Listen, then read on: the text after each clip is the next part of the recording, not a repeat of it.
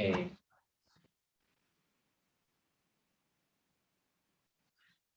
Okay. Good afternoon, everyone. So let's start today's seminar. Today's seminar speaker is Ryusuke Jinno. We're gonna talk about probing PeV scale SUSY-breaking with the satellite galaxies and primordial gravitational waves. Ryusuke, please start. Yeah, thank you very much for your kind invitation. I'm Ryusuke Jinno. And since last month, I was at DESY, but I started my new postdoc position at IFT Spain this month. And yes, I will talk about some PeV scale SUSY-breaking scenario probed by satellite galaxies and primordial inflationary gravitational waves. And here, I show pictures of my collaborators, Gonjun Che and Stomu Yanagida.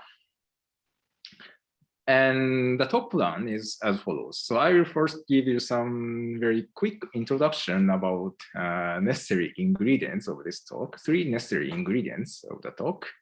And then I will move on to the implication of PeV's small scale structures, implication of small scale structures to this PeV scale SUSY-breaking scenario. And then I will move on to the implications of these gravitational waves, and then I will summarize. And here I put two papers, but I will focus on the first paper, this very recent paper, because of maybe time restriction. So in this talk, we need 3 ingredients. One is SUSY, weak scale SUSY, and second is dark matter and small scale observations. And the final ingredient is gravitational waves. So let me briefly go through these ingredients. So first, SUSY. Yes, so this is SUSY is symmetry between bosons and fermions. And in the simplest model, the scalar transforms proportionally to boson transforms proportionally to fermion, and fermion transforms proportionally to boson, like this. So this is symmetry between bosons and fermions. And what is motivating about SUSY, weak scale SUSY, is the cancellation of the quadratic divergence in the Higgs mass calculation. So we expect that weak scale SUSY gives a solution to the hierarchy problem. And on top of that, there's a very strong suggestion of SUSY from the unification of the gauge forces, as we may know. So here I took a plot from this SUSY primer, and the horizontal axis is the log of the renormalization scale, and in the vertical axis, inverse of the gauge coupling is plotted. And without SUSY, this gauge coupling do not intersect at single point, but once we introduce SUSY around or slightly larger than weak scale, then there's a miraculous unification of the gauge coupling is suggested. And on top of that, in weak scale SUSY, we have variable dark matter candidates, Higgs, we know, etc. And in this talk, I will focus on gravitino cosmology. And as you see from this author list, collaborator list, I will specifically focus on gauge mediation. So in this talk, I assume PeV scale SUSY-breaking. This means that in the SUSY-breaking sector, the F term takes PeV scale squared roughly, so 10 to 6 GeV squared. And so, okay, as I mentioned, we assume that the visible sector, our sector, receives masses, soft masses through gauge mediation. So we assume SUSY-breaking sector where F term takes non-zero value, and some messengers connect the SUSY-breaking sector and our sector, and the messengers are some gauge charged. And specifically, the gluino gets mass of this form proportionally to the F term. And of course, weak scale SUSY is motivated from the motivated as the solution to the hierarchy problem. We assume TeV or 10 TeV-ish particle masses. So let's assume that this quantity takes 10 TeV-ish value. And this I will use this value later, but actually the following story does not significantly depend on the detail of this particle mass spectrum. So anyway, I will take the gluino mass to be order 10 TeV-ish. Then when SUSY is promoted to a local symmetry, a superpartner of graviton appears, and it's called gravitino. And in contrast to other these particle masses, the gravitino mass is directly related to this F term, PeV squared over, through this equation, PeV scale squared over the Planck scale. And if we consider PeV scale SUSY-breaking, this value becomes order 100 EV or 1K EV. So in the following, we consider this 100 electron volt or 1 keV-ish gravitino cosmology. And in the end, we point out that inflationary gravitational wave spectrum has a very distinct feature in this kind of PeV scale SUSY-breaking scenarios. So that's about SUSY. And next, let me explain dark matter and small scale observations. This is more like more cosmology-ish. So first, dark matter. As we know, dark matter is a known form of matter that accounts for 25 or 30% of the energy budget of the present universe. And there are several evidences for dark matter. One is CMB, and this picture is from Planck satellite. And the second is so-called galaxy rotation curves. And letters are too small, so let me enlarge. Yes, so this is velocity of the stars as a function of distance from the center of the galaxy. And if we take only visible matter, you cannot explain the observed velocity of stars. But once we include dark matter, the curve perfectly fits the observation. So this is why we need dark matter. And the final thing is so-called bullet clusters. This is two galaxies colliding head-on. And without dark matter, we cannot explain the motion of these galaxies. So that's one of the evidences of dark matter. So here I list several properties of dark matter. First, it should be long-lived because if dark matter decays, then there should be no dark matter in the present universe. And second, dark matter should have feeble interactions with the ordinary matter because otherwise, for example, we cannot explain the motion of these bullet clusters. And finally, dark matter should not have too much velocity. Or in other words, dark matter should not be too hot. And I will explain this in the next slide.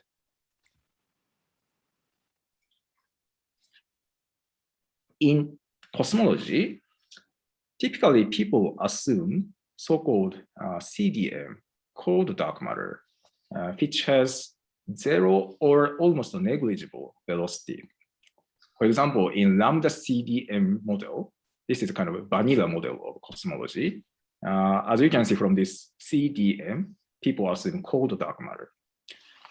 But there's no a priori reason to assume cold dark matter. So let's consider the possibility that the dark matter has non-negligible velocity.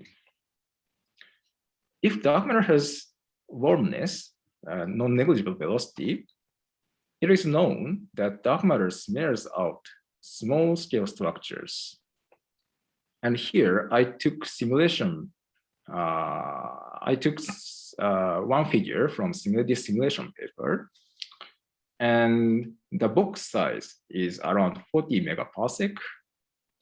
And from the left, they simulated cold dark matter, warm dark matter with mass 0.2 keV, and warm dark matter with mass 0.05 keV. And for in this modeling, small dark matter, warm dark matter mass means larger typical velocity of dark matter. So as you can see, once dark matter start to have velocity, then they erase, smears out small scale structures of order megaparsec or 10 megaparsec-ish. And in the main part of the talk, I will explain two observables as sensitive probes to this small scale structure. Yes, so this is the second ingredient. And finally, I will explain gravitational waves very briefly. Gravitational waves are defined as transverse traceless part of the metric. This is Friedman, Robertson, Lumeto, Walker metric, and gravitational waves at the tensor mode live here, Hij. This is small perturbation compared to delta Ij here. And if you expand Einstein-Hilbert action, then you get this kind of massless action for these gravitational waves. And from this action, you can write down equation of motion. And from this, we get this D'Alembert-Gaussian of Hij. And in the right-hand side, this comes from the matter part of the action on top of this gravity. And roughly speaking, maybe I should change this level. T, well, this is correct, but projection operator times energy momentum tensor of the system. So the advantages of considering gravitational waves is that thanks to this Planck scale suppressed interactions, gravitational waves retain the original information when they are produced. And this picture explains that.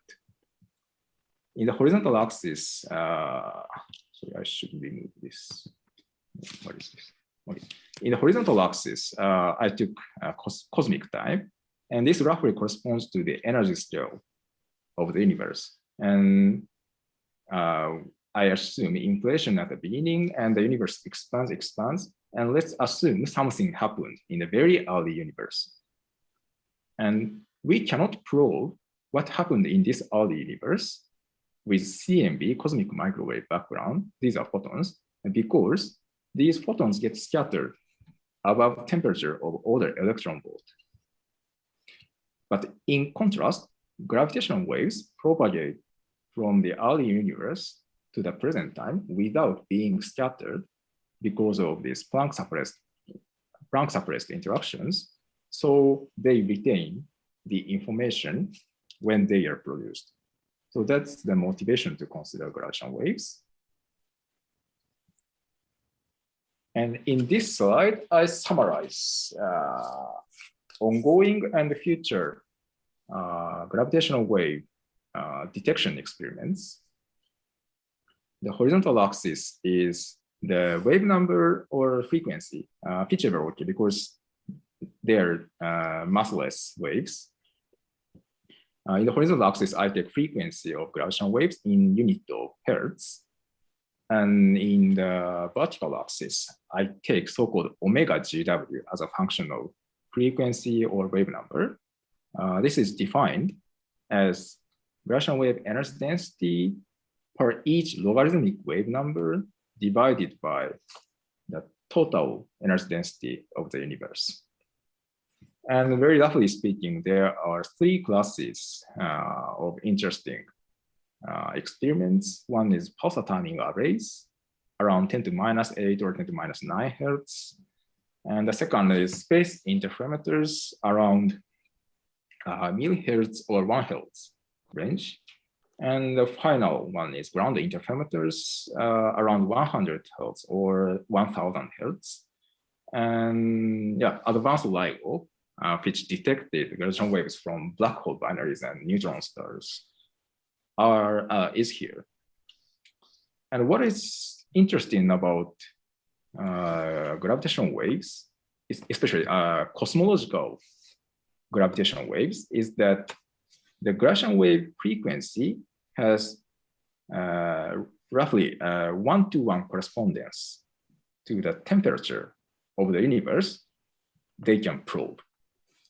And here, assumption is horizon-sized gravitational waves.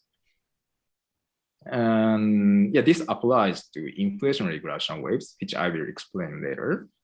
But let us see the 1-to-1 correspondence. Roughly speaking, millihertz to 1 hertz corresponds to 10 to 6 GeV, and 10 to minus 6, 10 to minus 4 hertz corresponds to 10 to 3 GeV, 1 TeV. So if we want to probe TeV or some beyond TeV physics, these frequency range is very much interesting. So now I finished introduction, and let me move on to the main part. Can I ask a question? Yes, sure, please. I'm sorry, it's just at the beginning, so you probably. First thing is, what is the range of allowed for the gravitino in order not like gravitino like you're talking about, but what is the range of mass in order not to cancel the small scale structure which is observed? Do you? that is the main topic of this talk. So that's what I want to explain in the main part. Because you showed the example with 0.2 and 0.05 or something like that, EV. Yeah, so okay, let me explain using the main slides in the main part. For 100, so we focus on 100 EV or 1 keV gravitino masses. And but the second part of my question was precisely that. Why do you concentrate on this particular range? Good question. That's because for this mass range of gravitino, we can predict some distinct feature in the gravitational wave spectrum. I will show you the gravitational wave spectrum at the end of this talk. So this is the reason we focus on this mass range is simply observation motivated. For this mass range, from the gravitational wave. Okay. Yes. Then let me add a comment, because you seem to say if you have physics at the PeV scale. Now, the fact that the auxiliary VEV, which breaks supersymmetry, is square of PeV, does not mean that the particles, the supersymmetric particle, are order PeV. They're actually lower, because they're generated via loop. So, okay. So I'm not sure. I'm not sure. This is just how we. Okay, this is just name. So we focus on. Okay. So please go ahead. I hope I will understand. Okay. Thank you very much. Thanks to you. So yeah, let me move on to the main part. But before that, let me summarize the conclusion. So what I want tell you from now is that in PeV scale SUSY-breaking scenarios, if we consider small scale constraints, it directly means that there's some feature in the inflationary gravitational waves. And the punchline is as follows. Small scale constraints on the warmness of gravitino requires some dilution, entropy injection in the early universe. And this entropy injection must occur some specific range of the temperature of the universe. And this specific range of temperature means that the entropy, the signature, the feature from this entropy injection in the inflationary gravitational wave spectrum must appear at some specific frequency range. This is the punchline. But anyway, I will explain this in the main part. So please don't worry if you don't understand this now. So let me move on to the main part. Small scale observations and PeV scale F term. So let me explain let me overview the cosmic history of this 1 kV gravitino. We assume inflation at the beginning of the cosmic history. And as usual, we need reheating because we need a thermal bath in the early universe. And if the reheating temperature exceeds the particle masses, then gravitinos thermalize, and we assume this. And gravitinos thermalize, and it means that gravitinos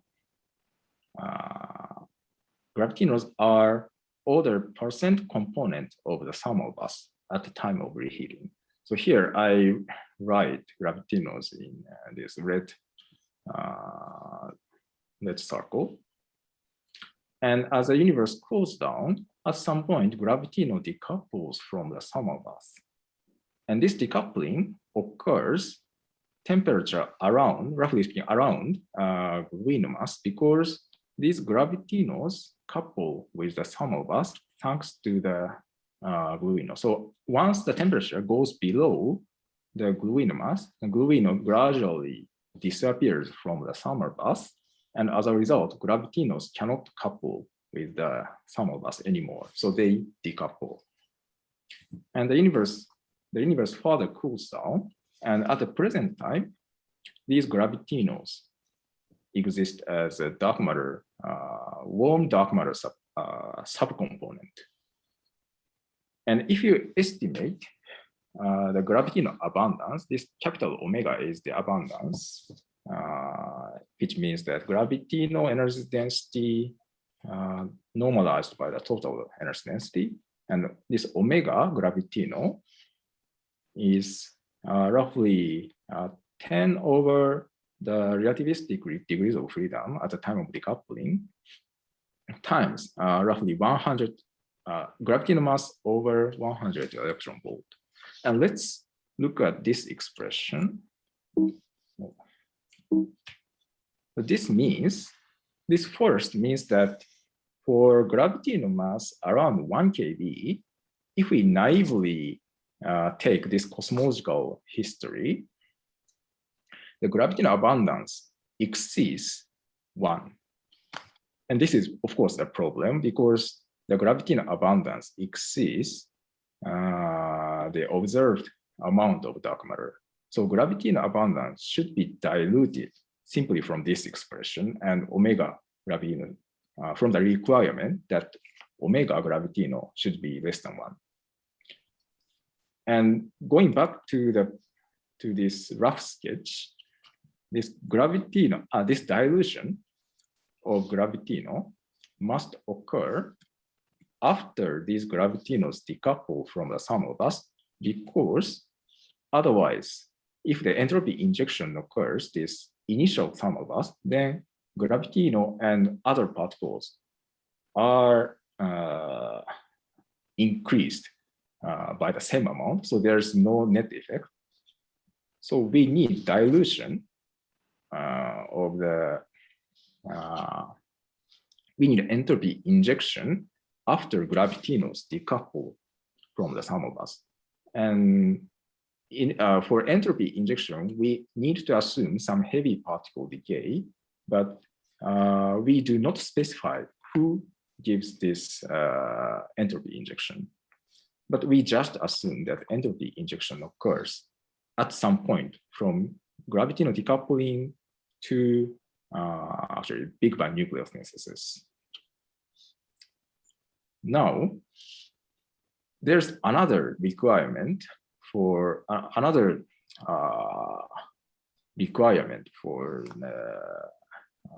entropy injection. That is the warmness of gravitino. As I explained. Hi, go ahead.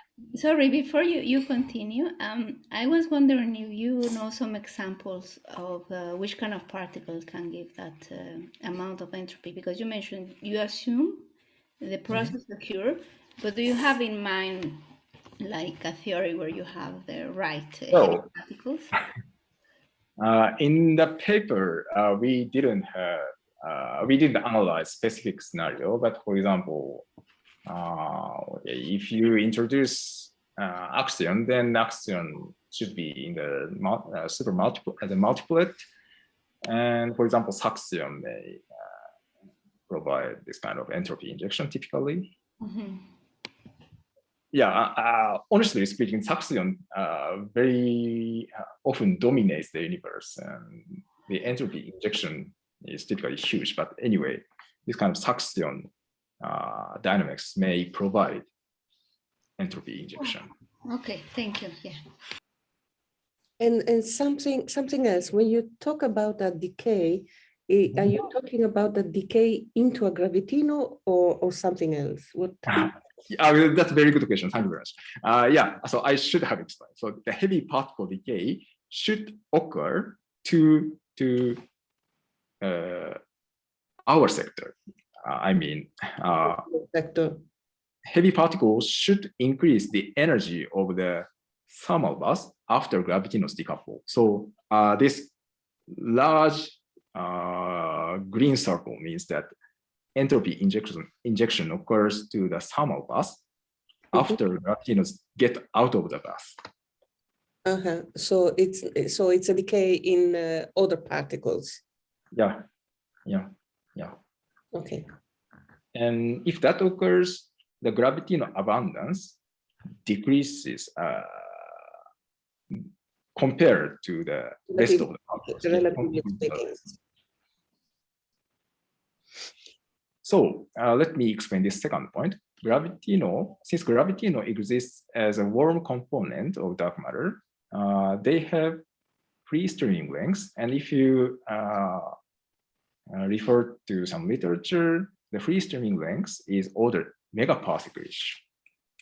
So according to this kind of simulation, gravitinos are expected to erase the small scale structure. So we have to take into account these small scale observations.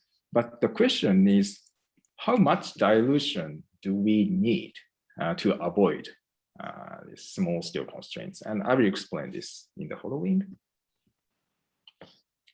So I will explain two small scale observations. One is Lyman alpha forest. And actually, we do not use Lyman alpha forest in the following analysis. So let me very briefly mention, because typically when people consider bounds on warm dark matter, Lyman alpha forest comes first. But we will not use this. So I will very briefly explain the idea alone, the idea only. Here's the very rough sketch of the Lyman alpha forest observations. We observe photons from quasar, which is also written as quasi QSOs. This is quasi-stellar objects. They're the same. Quasar, QSOs, they're the same. And suppose that the intensity of the photon is okay. This kind of flat has this kind of flat spectrum. And on the line of sight, hydrogen clouds exist here and there. And these hydrogen clouds along the line of sight absorb photons with some specific wavelengths at that time. This at that time is important. Since photons are constantly being redshifted, the absorption lines for different redshift occurs at different wavelengths of the photon. So as a result, if this kind of cloud exists at redshift 432, then these two clouds affect the intensity of the photon at different redshift, at different wavelengths like this. And let's look at the real data. Let's forget about the toy plot and let's look at the real data. This is the wavelength in the unit of this angstrom. And the vertical axis is the intensity. And when quasar emit light, there's strong peak, which is located here. And Lyman alpha forest stretches to this lower wavelengths. And as you see, there are many imprints of hydrogen clouds in this intensity plot. So let me summarize the logic to constrain warm dark matter. If we assume warm dark matter like this rightmost panel of the simulation, then since small scale structures are erased by the free streaming of the warm dark matter, then this affects the abundance of hydrogen clouds. If small scale structures are erased, then small scale hydrogen clouds do not exist anymore. Then the intensity, the absorption line will decrease.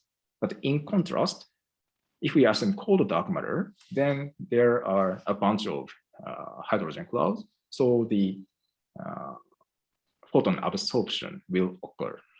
And in this way, the warmness of the dark matter and Lyman alpha forest are related. So from this, constraints on warm dark matter can be derived as done in these papers. But in the following, we do not use these Lyman alpha constraints. And the reason is that typically people assume 100 warm dark matter and derive constraints on the warm dark matter mass. But in our scenario, we want to derive the constraints on the allowed warm dark matter fraction. And when we want to do this, these literatures cannot be directly used. So we used so-called NSAT, number of satellite galaxies, as an alternative bound to this warm dark matter fraction. So I will explain this number of satellite galaxies in the next slide. So anyway, both NSAT and Lyman alpha forest should give constraints on the warm dark matter model. If we consider number of satellite galaxies alone, this gives conservative bounds. Anyway, so the second small scale observation, number of satellite galaxies. Satellite galaxies means that so we have our galaxy and we have smaller gravitationally bounded galaxies, small galaxies. And there are 11, which is classically known, 11 classical dwarf galaxies. And on top of that, the Sloan Digital Sky Survey found 15 smaller dwarf galaxies.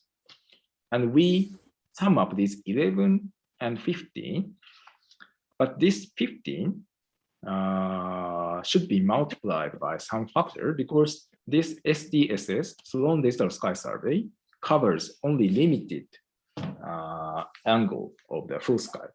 The fraction is 0.28, so we multiply 1 over 0.28, which roughly gives 3.5. So if we sum up these two contributions, then it means that we already observed. I put quotation here because we do not actually observe, but we just infer, we just extrapolate to the full sky coverage. But anyway, we expect that 63 satellite galaxies are kind of observed. So any dark matter model should predict more than 63 satellite galaxies.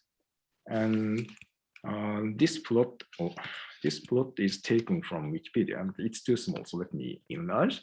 So our Milky Way is here, and we have this kind of different gravitationally bounded galaxies around our galaxies. This is 11 classically known dwarf galaxies. But anyway, if dark matter is too warm, then small scale structures are erased, smeared out. So we do not expect this number of satellite galaxies. So this gives constraints on the warmness of the dark matter, gravitino. Can I ask a question which is presumably very stupid? So the quantity which determines the number of satellite galaxy is the mass of the gravitino. It's not the fraction of dark matter which the gravitino provides does not have any effect in this type of constraint at all.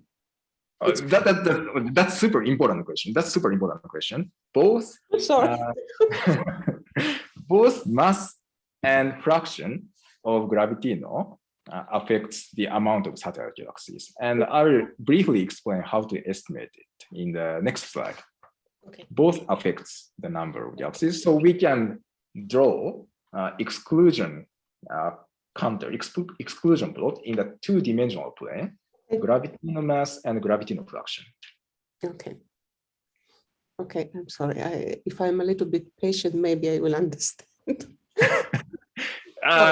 Please interrupt me at any point.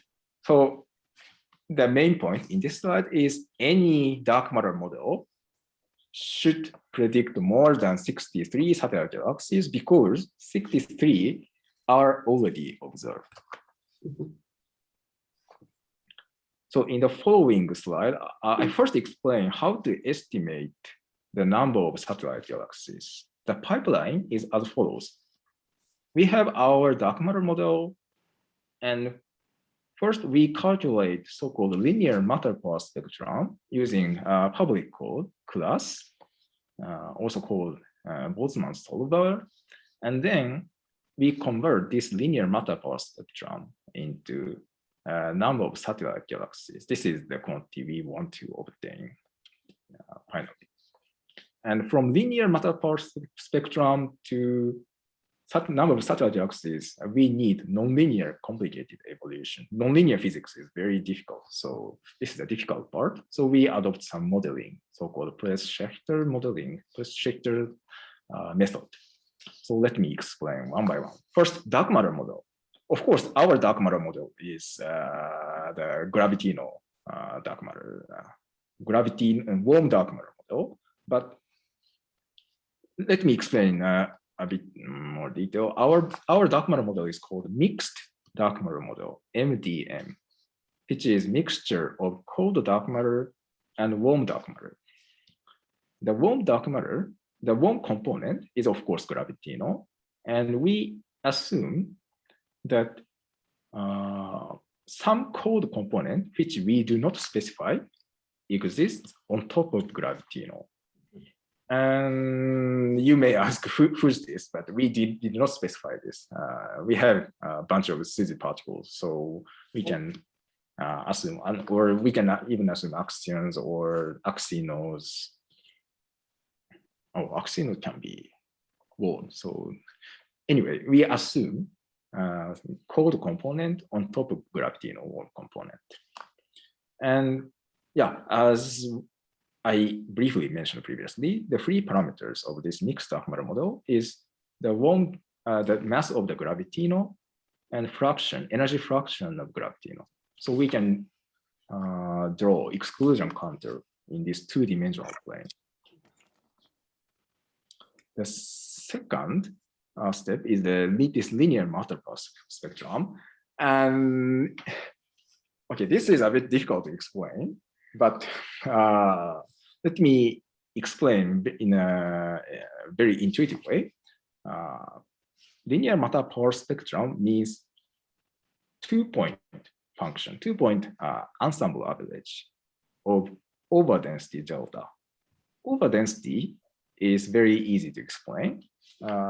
First, we take average of the energy density over whole space, and we divide the energy density at each point by this averaged energy density and subtract one.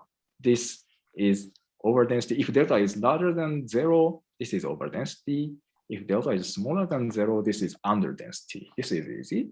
And we take two-point ensemble average of this delta, and we evaluate this quantity before very complicated late-time nonlinear evolution sets in.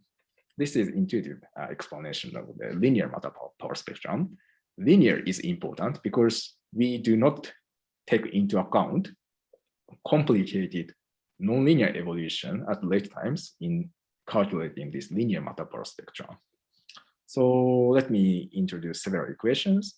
We already defined overdensity, and we fully transform X into wave number K. Or something is weird. This d cubic K should be d cubic X. But anyway, I will modify this slide later. So we fully transform to wave number, and we take two-point average, K and K prime, and delta function appears because of the translational statistical invariance. And the remaining quantity here is so-called linear matter power spectrum. And you may ask, where's the time level T? Because we consider cosmological evolution, so we need time level here and there at any position.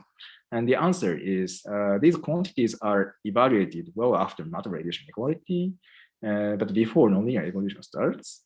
And more precisely, these quantities are extrapolated to the present time. But okay, this is detail, so please forget about this. And this plot is the typical matter linear power spectrum for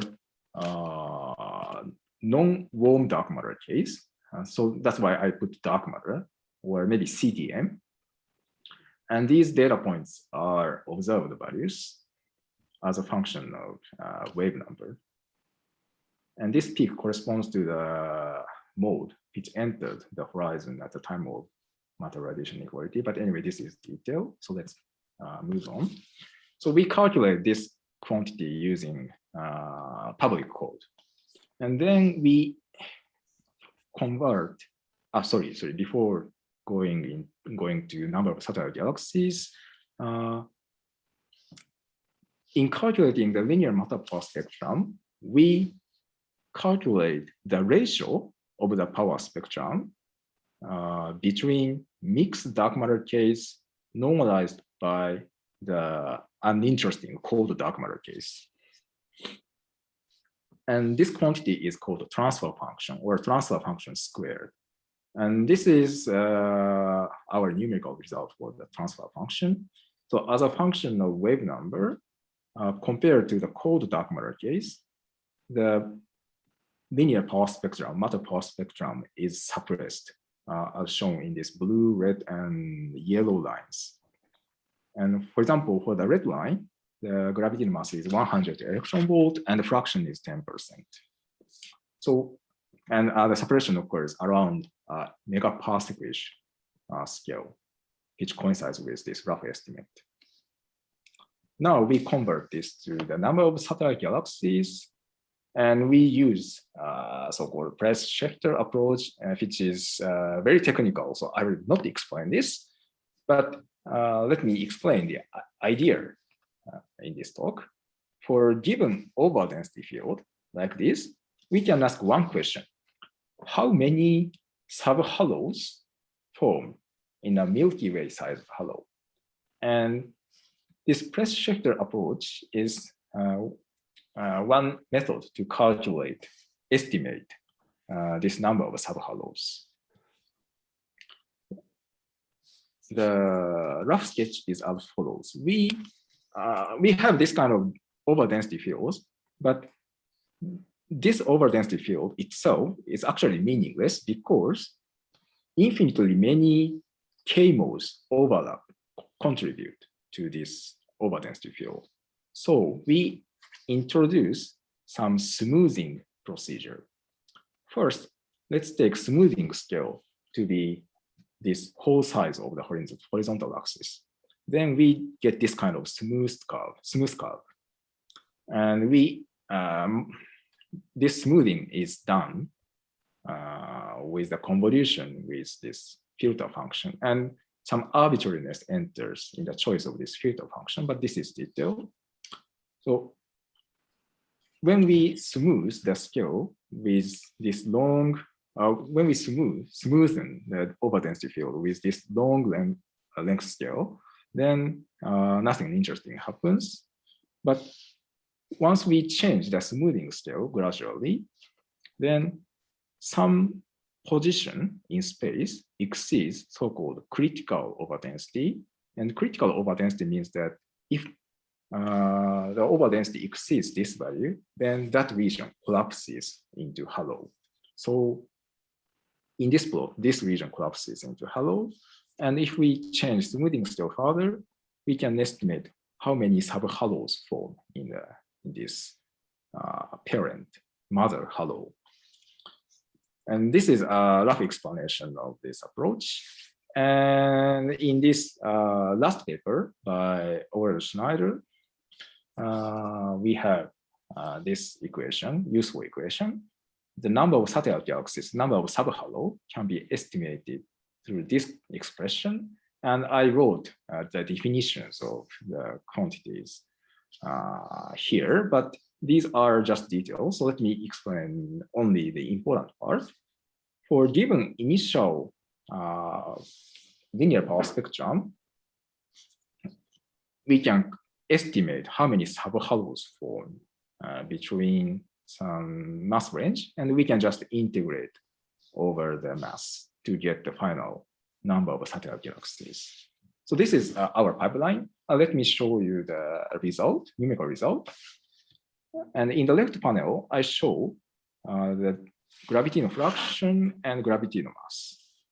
And the exclusion line is this blue line. The number of satellite galaxies exceeds 63 only below this line. But if we naively assume the cosmological history, which I explained in this slide, then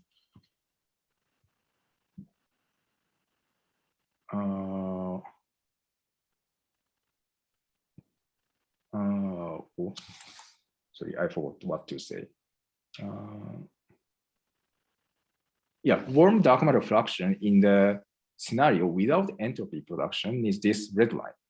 But from observation, we need this blue line. So what we can say from these two lines is that entropy injection after gravitinos decouple from the thermal bus must occur to reduce this red line into blue line. So just by taking the ratio of the two lines, we can estimate the necessary amount of entropy injection to save this PeV scale SUSY-breaking scenarios as a function of gravitino mass. So delta is defined as defined like this: A cubic T cubic after decay. Excuse me. Can I ask a question? Hi. Yeah, go ahead. Can F3 exceed 1? Sorry, again? Can F3 exceed 1? I mean, your left-hand side graph seems to suggest that the fraction can be greater than 1. Yeah. So fraction cannot exceed 1. So this already suggests that red line should be diluted to at least to this line 1. But on top of that, we consider small scale structure, I mean the number of satellite galaxies, and it requires further reduction from 1 to this blue line. Yeah, so yeah, this is already problematic even without considering warmness of dark matter. Okay, thank you. And second question is that how is your blue curve? How much is your blue curve sensitive to your choice of M minimum? Because you said 63, that number, that must depend on your assumption about the minimum mass of the small halo. That's okay. That's a bit too good question. I forgot how sensitive this is. Sorry. So how did you choose that M minimum? So did you use some minimum mass of dwarf galaxies or? We follow this paper, so I have to check this. Sorry, I forgot. So I will check after this talk. Maybe I should move on because I have only 7 minutes left. Sorry. Yeah, that's a good question indeed. So yes. So now let me finally explain implication to gravitational wave spectrum. So this is I tried my best to explain the production of inflationary gravitational waves. So inflationary gravitational waves, we assume inflation. This is kind of separate story from gravitino and dark matter. So during inflation is the accelerated expansion of the universe at the very beginning of the cosmic history. And during inflation, both scalar, which means density mode, and tensor, which means gravitational waves, both fluctuations are produced from quantum fluctuations within the horizon. And these produced quantum fluctuations get stretched out to the outside of horizon. So this is how these quantum fluctuations get stretched to outside of horizon. Fluctuations exponentially stretch because inflation is exponential expansion of the scale factor A. And once these once inflation ends, then so-called Hubble horizon, inverse of this H parameter, gradually increases. And this Hubble horizon is, roughly speaking, the following quantity. 2 observers within this Hubble horizon can be in causal contact. So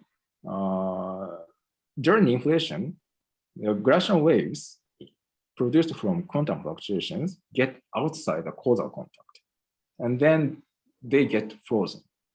But after inflation ends, these waves enter the horizon. And this circle shows the time slice at the time of horizon entry.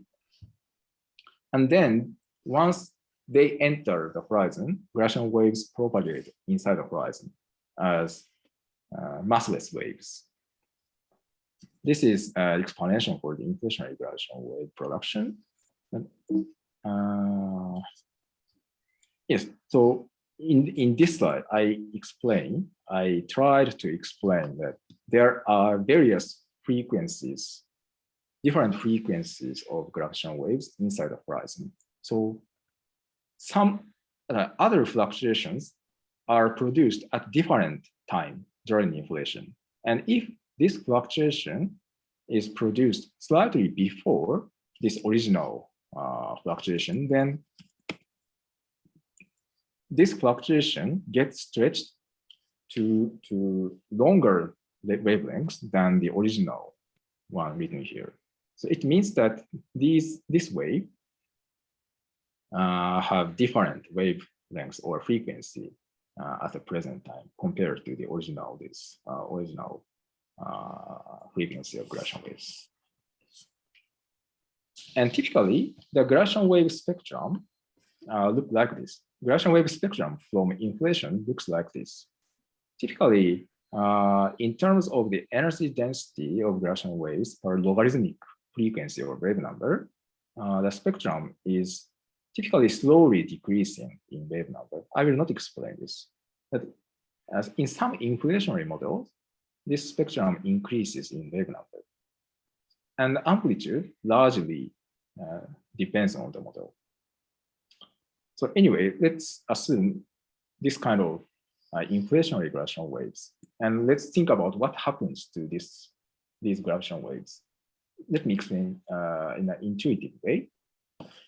Gravitational waves are just massless waves. So gravitational waves with large k short wavelengths behave as radiation at the time of entropy injection. But in contrast, gravitational waves with small k large wavelengths at the time of entropy injection get stuck outside the horizon because the equation of motion of gravitational waves have this kind of friction term from cosmic expansion. So this small k mode remains essentially constant at the time of even after entropy injection. But for these large k gravitational waves, the amplitude decreases because of the entropy injection. So entropy injection dilutes only gravitational waves with large wave number. This is what happens to the inflationary gravitational wave spectrum. So this plot shows the ratio between omega with and without entropy injection. So if no entropy injection occurs, this function takes 1. So, and as you see from these red, blue, and purple lines, for different values of entropy injection, we have this kind of distinct feature in the gravitational wave spectrum. And yeah, this quantity takes 1 because for these gravitational wave, for these wave numbers, gravitational waves are outside the horizon when entropy injection occurs. But for a higher value of k, these modes are well inside the horizon when entropy injection occurs. So these modes are diluted. And as a result, the gravitational wave spectrum has this kind of, should have this kind of form in PeV scale SUSY-breaking scenarios. And as I explained in the introduction, the entropy injection must occur after gravitino decoupling, which is order 10 TeV temperature, and Big Bang nuclear synthesis, which is order mega electron volt temperature. And this corresponds to the frequency range from 10 to minus 10 hertz to 10 to minus 5 hertz. And roughly speaking, this is SKA range. Maybe I should remove this Lisa. So this distinct feature in the inflationary gravitational wave spectrum must exist around SKA frequency range in this PeV scale SUSY-breaking scenarios. And the amplitude of this gravitational waves, inflationary gravitational wave spectrum depends on the detail of the inflationary model. So we do not discuss this. But our point is that this feature must appear from 10 to minus 10 hertz to 10 to minus 5 hertz. So let me, so if we observe only featureless inflationary gravitational wave spectrum between 10 to minus 10 hertz to 10 to minus hertz, this means that PeV scale SUSY-breaking scenarios are excluded. That's the main conclusion. So let me summarize. In PeV scale SUSY-breaking scenarios, which I define as F term to be PeV squared, light gravitinos exist, and this can be a problem because of the overclosure of the universe and because of small scale structure of the universe. And solution to this problem is entropy injection at some specific era from Big Bang nuclear synthesis to gravitino decoupling. And once we assume this entropy injection, this implies an unavoidable feature in the inflationary gradation wave spectrum between some specific frequency range. Yes, that's it. Thank you very much. Very much for the talk. Any questions? Can I ask a very nice question? Yes, yes, go ahead, please. So maybe I missed something, but I want to ask here the one documentary gravitino is important, or just can consider other dark fermion whose mass is around 1 keV, then consider the same scenario. Yes, so all this logic applies to other warmed up matter scenarios. This doesn't, the warm dark matter should not necessarily be gravitino. So yes, you can apply this to other scenarios as well. Its spin do not affect the heat. But one comment, this specific frequency range or this specific temperature range is from the property of gravitino. So if you choose other warm dark matter candidate, then this frequency range might be wider.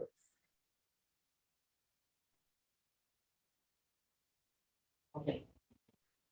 Oh, okay, thank you. Can I infer that if you take an F, the auxiliary wave larger, you don't have these problems or not? Yeah, so okay, larger F means larger gravitino. Larger gravitino, so a little bit less warm. I mean, a little bit cold. So yeah, a bit colder. So this kind of small scale structure constraints do not apply. But if these gravitino, so even if their mass is larger than typical warm dark matter mass like this, overclosure can be a problem. Overclosure. And overclosure already requires some entropy production. So the same feature should appear. So can you, playing these games, can you make some sort of scanning and say what type of value for F one needs to, for all this, for everything to work out? So it seems like the PeV does not really work, right? So maybe I don't get the question. So by F, you mean I'm saying the PeV scale for F does not really work to have what you want, the correct satellite galaxies and avoiding the overclosure. So, so you mean without entropy production, without entropy injection, right? But with entropy production, can you save that scale? This F equal PeV, can you save it? Is yes. It okay? Right, okay. right. Yeah, I think that's assumption, right? Yeah, that's assumption. Okay, very good. Yeah. So may I ask a question? So indeed, you are pointing out that the entropy injection at a certain time changes the feature of the gravitational wave. Right. But the question is it really uniquely something to do with supersymmetry breaking or just some new physics? What do you think? Good question. Very good question. Okay, so entropy production. Okay, let me organize what I said.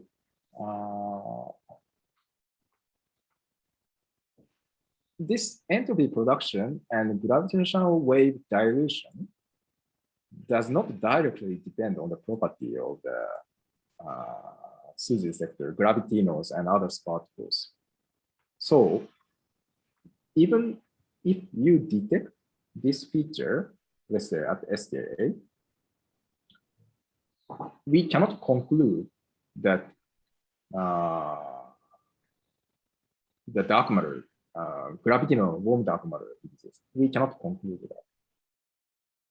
Right. So yeah, that's indeed a good question. And on top of that, some inflationary model may predict this kind of feature even at the time of inflation.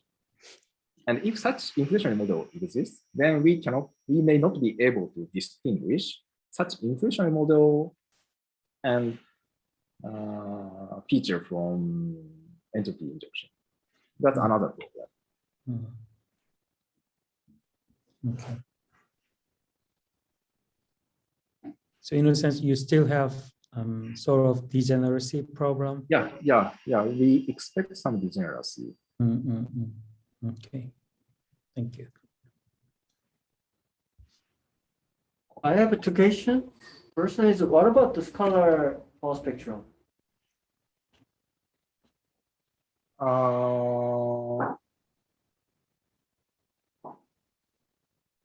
Yeah, scalar power spectrum should also be diluted, but these scalar power spectrum at this frequency corresponds at this wavelength. Let me call it wavelength. It corresponds to much larger wave number compared to typical small scale structures. So we cannot observe scalar modes at that scale. So this is not a problem. But that's a good point. Scalar spectrum should also be diluted. But simply because we cannot observe it, it's okay. The question is that even if you mentioned about the Lyman alpha constraint here. So what if you just mention F1 dark matter to be unity, then you still can apply this Lyman alpha forest. Sorry, maybe I don't get the question. So you said that you did not consider the Lyman alpha forest because you do not assume the fraction of the warm dark matter to be unity, right? We did not take into account Lyman alpha constraint simply because the literatures do not directly show the constraints for the parameter point we want. So in principle, we should have taken into account Lyman alpha constraints too. And it's just simply because of our laziness, we didn't take into account it. Actually, my question was what if you just assume 100% of warm dark matter in your cases as well? Yeah. Yes. So for some specific amount of entropy injection, the warm dark matter fraction can be 100% in our model. And in that case, we can use Lyman alpha forest literature. That's true. But okay, but you haven't considered in the cases. Yeah, because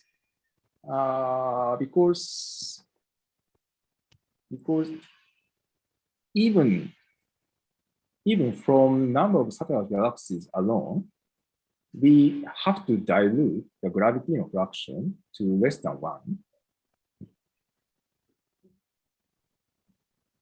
So literature which assumes gravitino fraction to be 1 cannot be used even from the how can I say? Let me organize. So from the satellite galaxies count, we have to dilute the gravitino fraction to by this significant amount. This already excludes gravitino fraction 1.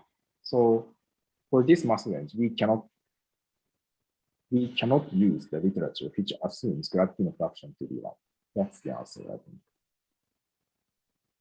Okay, thank you.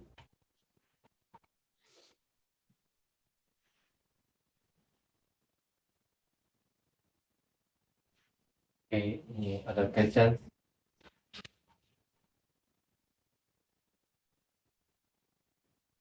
Can I ask just one last question?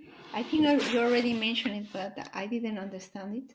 If you increase the F term, so the scale of symmetry breaking, which direction would the energy density of the gravitational waves would go? Let me think about it.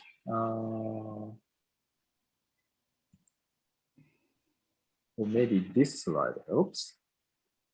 No, not this. This slide helps. But if you slightly increase the value of F, then gravitational mass increases linearly to F, and as a result, gravitational abundance increases linearly. Okay, I see. So from the constellation on overclosure, not small scale structure, but overclosure, it's item 1. From the consideration of this item 1, for large F value, we need larger value of entropy injection. So it means that we need larger value of delta.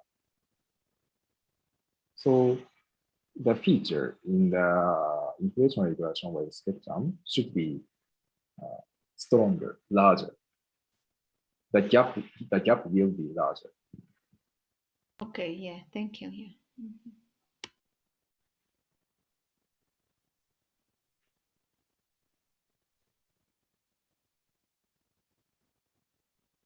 No more question. Yes, thanks to Ryusuke again. Thank you very much.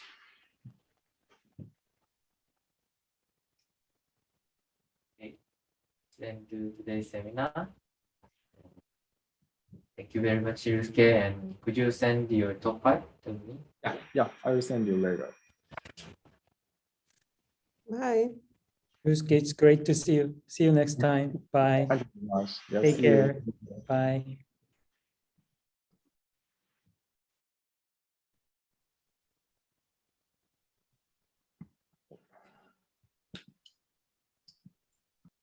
So, thank you very much.